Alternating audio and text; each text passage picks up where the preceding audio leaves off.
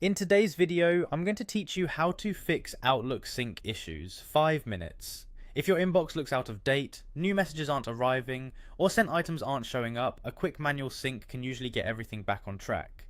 I'll walk you through a simple refresh using Outlook's built-in controls, and I'll share what to look for so you know it's working.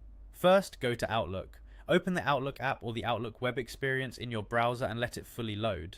Give it a moment to connect. You'll typically see the status along the bottom edge or near the top.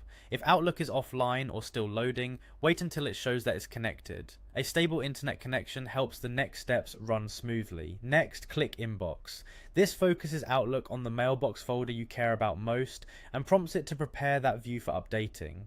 After selecting Inbox, glance at the unread count and the message list. If Outlook is already trying to catch up, you may notice a brief spinner or a message like updating this folder. That's a good sign that it's communicating with the mail server. Now click on View. This opens the area where Outlook groups many of its layout and refresh controls.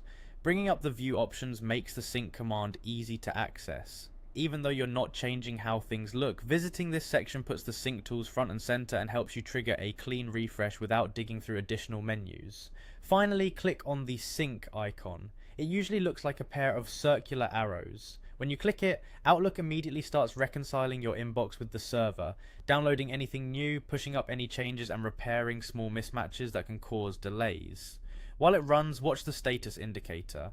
You might see messages like synchronizing inbox or updating. Let it finish. Large mailboxes or slower connections can take a little longer.